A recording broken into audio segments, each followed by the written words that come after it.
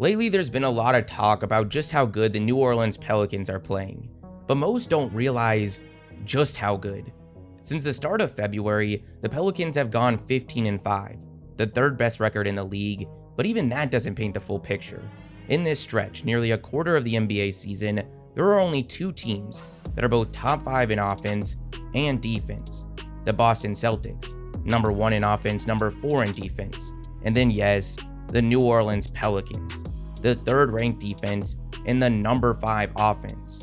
What's really so interesting about this is it's not that things are just suddenly clicking for this team. These have been the results we've seen for New Orleans whenever they've been healthy. We've come accustomed to that really just referring to Zion Williamson, but that wasn't the case this year. He's already played 57 games. Instead, it was guys like Trey Murphy, who didn't make his season debut until 20 games into the year. 11 of those games were also without CJ McCollum. Jose Alvarado, Najee Marshall, Larry Nance all missed significant portions of the start of the season. For once, it was everyone except for Zion. But finally, we're once again seeing what this team is capable of. Over the last 20 games, they're being led by Zion, averaging 24 points, shooting 57% from the field. Just behind him is Brandon Ingram, averaging 20 on 49, 38 splits. McCollum, averaging 17 on 44, 37 splits. Trey Murphy, 15 on 46, 39 splits. And Herb Jones, 11 on 57, 52 splits. This team is getting a ton of contributions from a lot of different players, both from a scoring and a playmaking standpoint. Their main facilitators for them right now are actually their forwards, Ingram averaging 6.3 assists a game and Zion 5.8. But they are just 2 of the 10 players on this team right now averaging at least 2 assists a night during this time.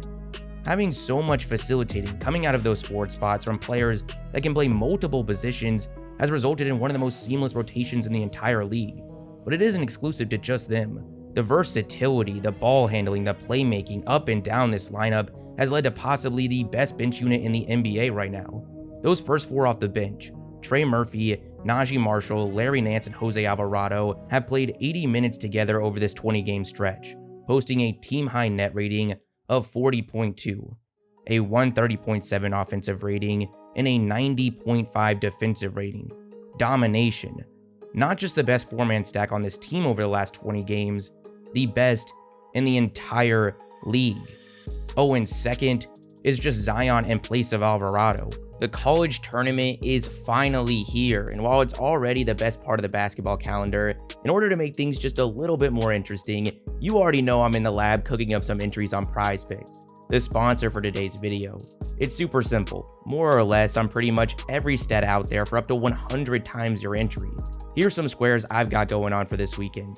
I'm going more on UConn freshman Stephon Castle, points, rebounds, assists.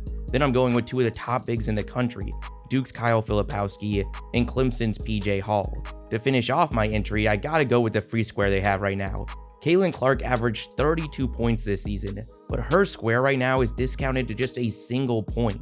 PrizePicks always has tons of different promotions like this, so keep an eye out. And if you're interested in checking out PrizePicks, if you click the link in the description and use promo code JIMMER when you sign up, they're gonna match your first deposit all the way up to $100.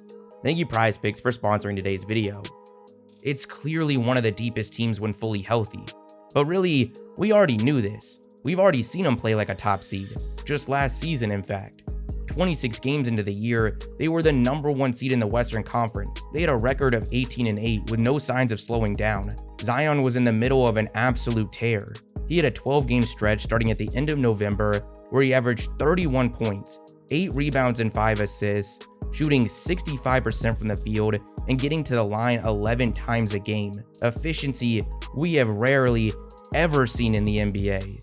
But unfortunately, as most of you know, he would only play 1 game after the new year, something that seemingly overnight completely changed the narrative surrounding not just him, but the Pelicans as a team. Zion was getting heavier and heavier, was dealing with injury after injury, causing many to question whether he would ever truly be a reliable presence for them. So come the offseason, after going from the number 1 seed in December to being bounced out in the play-in to close the year, few, if any, were talking about how bright this team's future was or them expanding on their success once Zion comes back.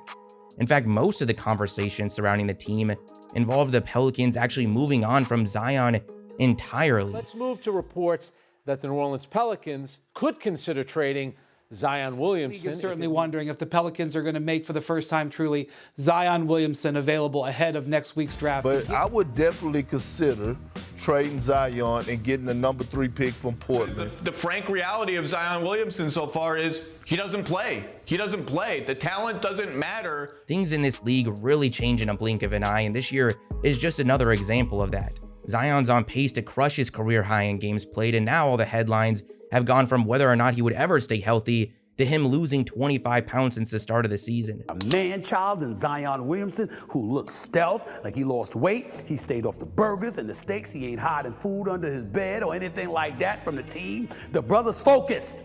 Something that even just visually doesn't seem like a stretch whatsoever. He was not getting up like this to start the season. Marshall lobbing it up. Oh my! Zion Williamson. Like a lot of players, Zion being in shape is heavily dependent on him staying on the court.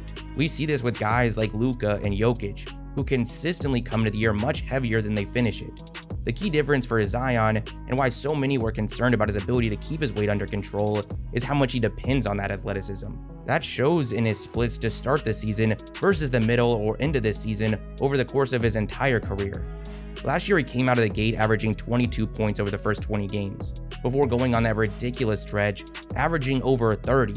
Through his first 20 games in 2021, he was averaging 23 a game. Over his next 41, 29 a game.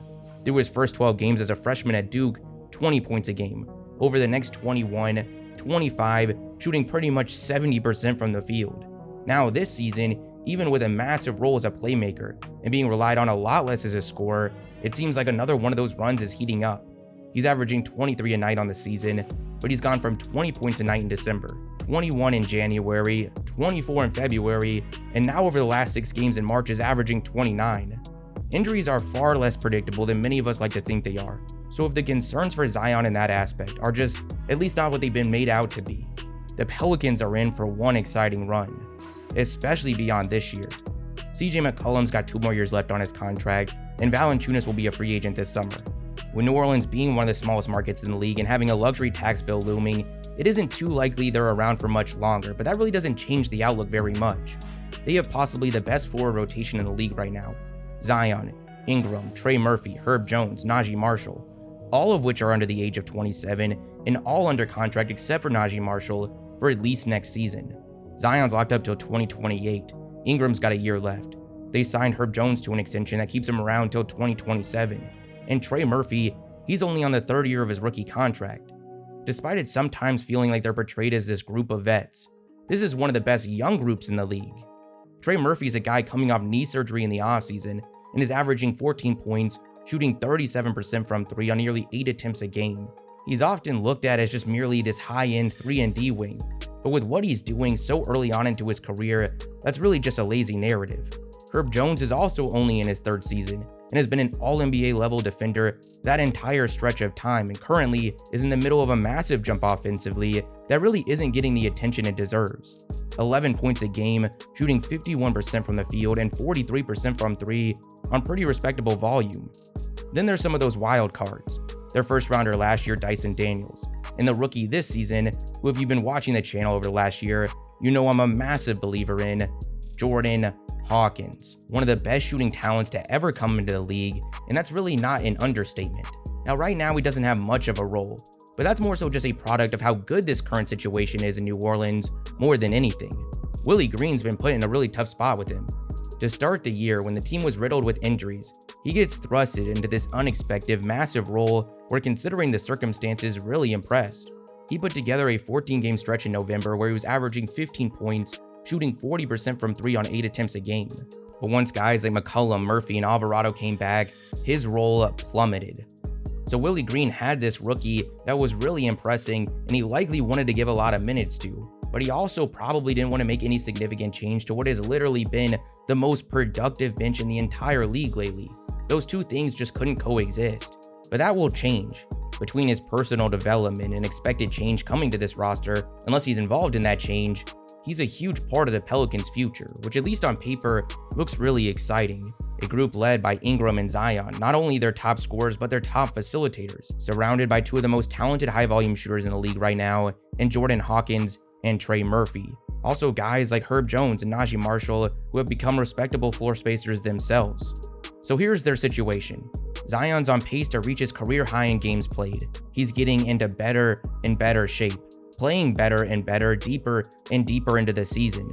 This team as a whole is legitimately playing like one of the top seeds in the entire league, and most of the core is under contract, most of which are also not close or only entering their prime. And then the cherry on top, their draft capital. They currently own all their future first rounders, but they also have the rights to either the Lakers first in 2024 or 2025, as well as the Bucks first in 25 and 27. Plenty of assets to make a massive move in the trade market. Let's just hope that comes at the benefit of the roster instead of being due to financial constraints caused by a luxury tax bill. But even with that being a threat, they are in one of the best positions in the NBA. There's all this hype and excitement surrounding the rise of teams in the West like Minnesota and OKC, rightfully so, but New Orleans needs to be in those conversations immediately.